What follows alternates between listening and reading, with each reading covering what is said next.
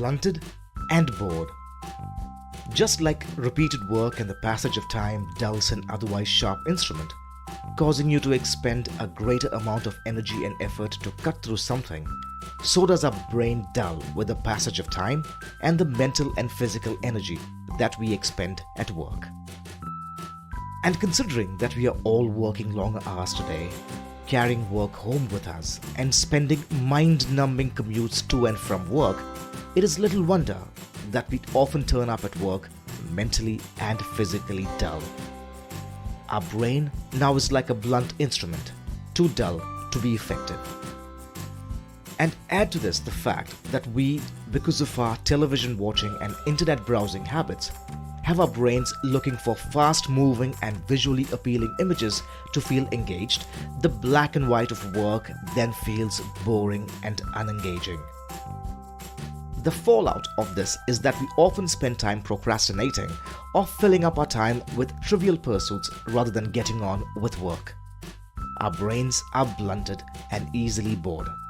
But does that mean that we are doomed to a lifetime of long hours at work, the kind that we had spoken about at the start of this lesson?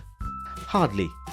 We humans are capable of churning out great work and even a great amount of work, but that requires you to understand a concept that we call the arc of life. What is the arc of life? The arc of life is a truth that governs your ability to be productive or otherwise. You need to see your work life as a pendulum that swings between two extremes of a continuum. On one end of the continuum is peak productivity.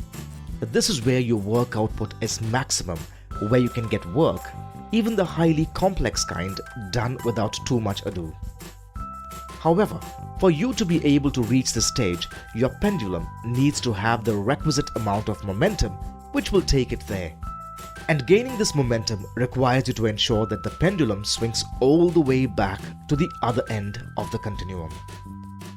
If it fails to go all the way back, then the pendulum fails to swing forward till the other desirable extremity, peak productivity. You are now stuck at suboptimal productivity levels. Worse still, if you fail to swing back to a minimum desired level, your pendulum oscillates within a narrow arc. You are now stuck in what we call the zombie zone. The zone where you find that your brain just cannot get work done. The state that we had discussed at the start of this lesson. What then? The key then is to ensure that you swing all the way back to the left extreme. This extremity is what we call optimal recreation. Recreation, as the word suggests, is about creating something once again. But creating what?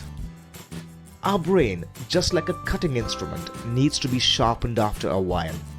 Recreation is simply the sharpening of our brain and is what enables the pendulum to swing to the level of peak productivity. Now, not all recreation is created equal. To be sure, all of us have some form of recreation in our life. However, if you want to be at your absolute best at work, that is, if you want to achieve the state of peak productivity, then you need to ensure optimal recreation. Recap. 1. Very often we find ourselves being unproductive. 2. We need to see our work life as a pendulum with peak productivity at one end and optimal recreation at the other. 3. If we are to achieve the state of peak productivity, the pendulum needs to swing all the way back towards optimal recreation. 4. Failure to ensure this leaves us trapped in a suboptimal productivity zone and often within the zombie zone. Discovered something new? Hit like, share and subscribe to keep the knowledge flowing.